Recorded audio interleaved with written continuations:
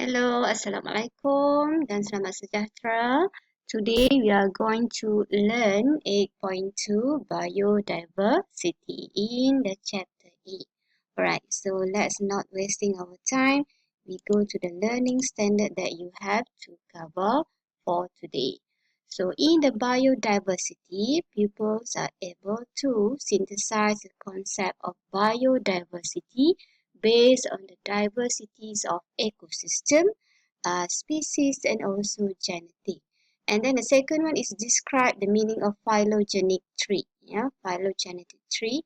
And then number 3, justify the importance of biodiversity on the environment and also humans. Okay, so we go to the first learning standard.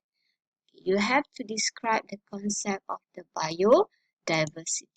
So biodiversity can be divided into 3 types. Okay, what are they?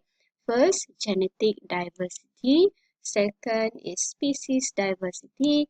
And the third one is ecosystem diversity.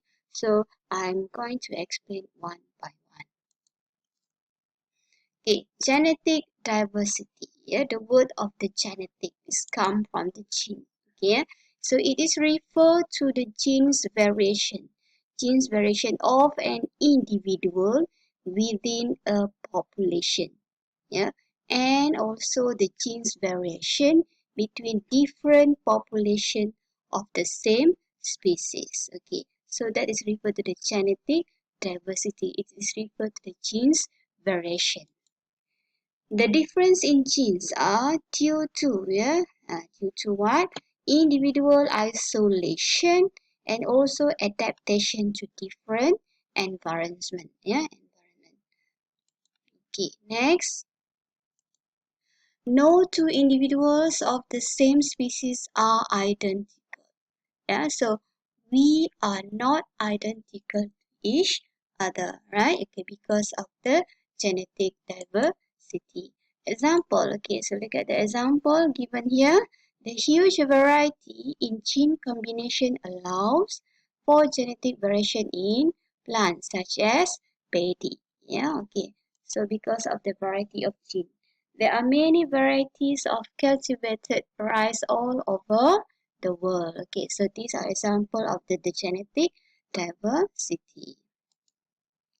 Okay, we go to the second type of diversity, which is species diversity. Okay, species diversity refers to the variation and variability of organisms on Earth. Variation of organisms in the Earth. Species diversity includes what? The total number of species in a community. Total number of species in a community refer to the species richness. Ataupun kekayaan species. Species richness ataupun kekayaan species. And the species distribution. And the species distribution in a community that was referred to the species evenness ataupun kesamarataan species. Okay, so that is referred to the species diversity. What are species diversity? It is referred to the total number of species in a community. Okay, we go to the example. Okay, example, in the tropical rainforest have large species diversity. There are 5 until 10 millions of insect species. Alright, okay, 5 until 10 million of insect species, while there can be more than 2 million species of flowering plants in the tropical rainforest. Okay, so that are example to the species diversity. Okay, we go to the third type of the diversity, which is ecosystem diversity. It refers to the biotic community. Okay, what do you mean by biotic community? That was referred to the living organism community, and also ecological process in the ecosystem, on the land, in the sea, and other aquatic environments. Okay, so that was referred to the ecosystem diversity. Example, okay, there are ecosystems rich with biodiversity that can be found in the ocean, in the desert, and also even in the swarm. So we already learned about the what colonization and succession in the swarm. That was example of the ecosystem.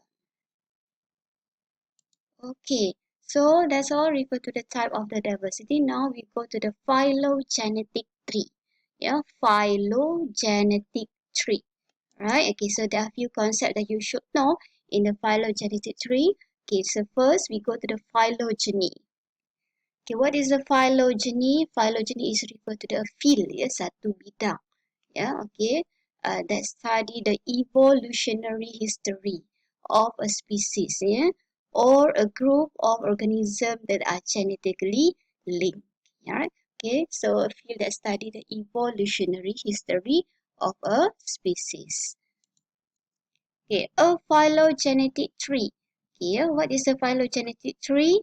Is a diagram, yeah, diagram that represents hypothesis on evolutionary relationship among a group of organisms.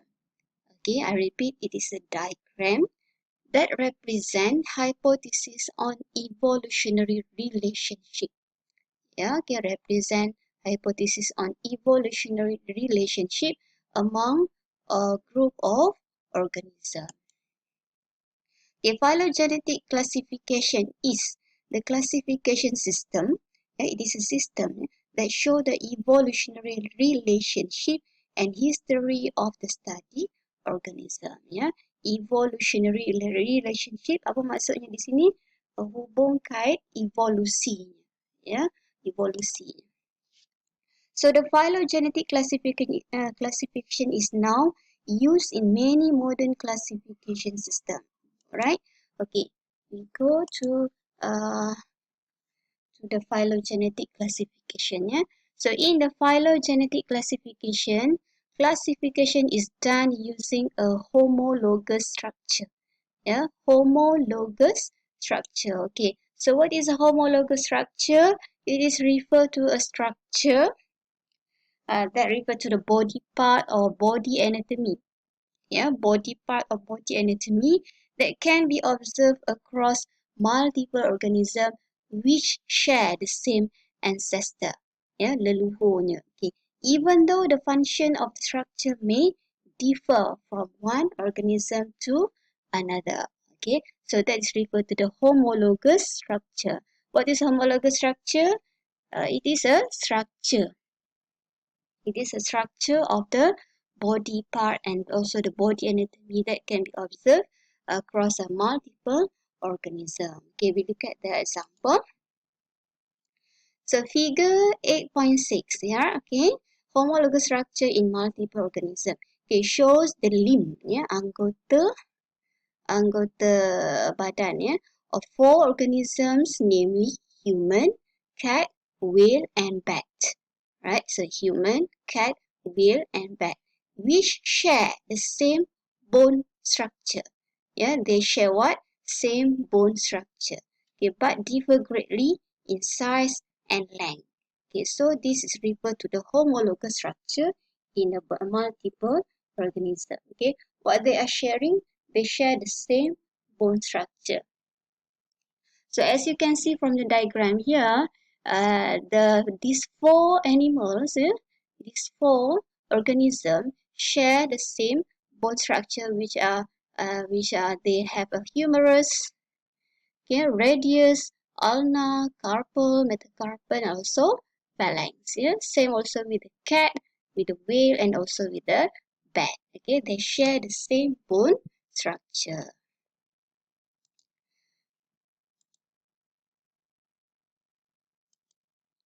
Okay, despite the difference in the function, is it clear that the limb of four animals originate from one common ancestor? Right? So it is clear that the limb of the four animals originate from the one common ancestor.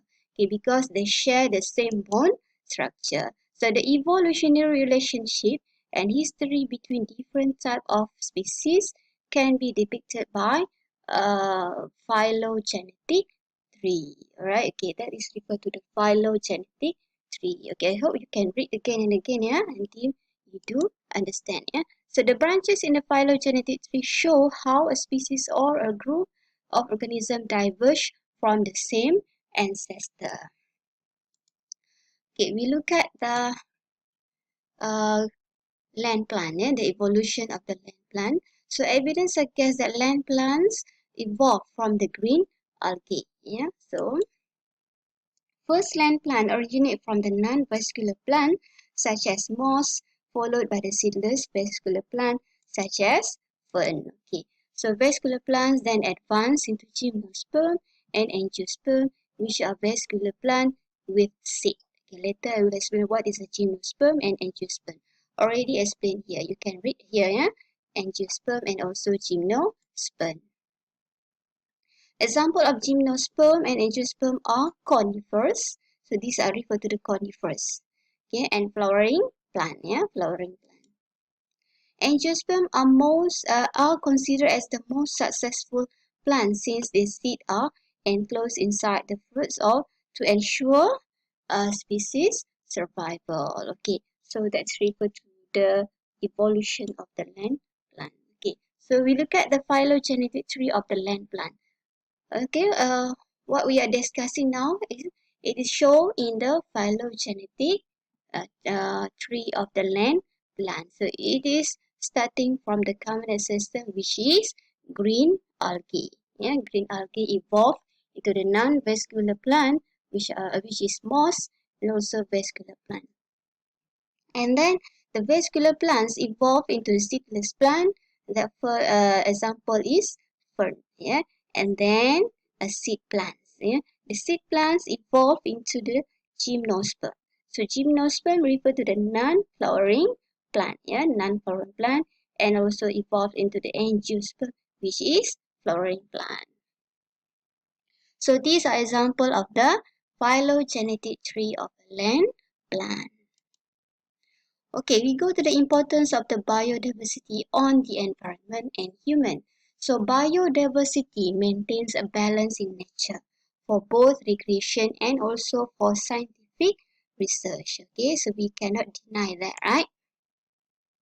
Hence, every individual organization and the government must play their roles in preserving and conserving biodiversity. So, there is a two types of the conservation that you should know. What are they? It is in situ conservation, which is maintain species in their natural habitat, yeah, such as in the national park and also in the permanent forest reserve. Okay, that is in situ conservation. Ex situ conservation is effort to conserve species found outside of their natural habitats, such as in the zoos and also botanical gardens. Alright, so that is two types of the conservation, which is in situ and ex situ. In situ maintain species in their natural habitat, while the ex situ we conserve the species outside their natural habitats. Okay, so that's all refer to the concept of the biodiversity.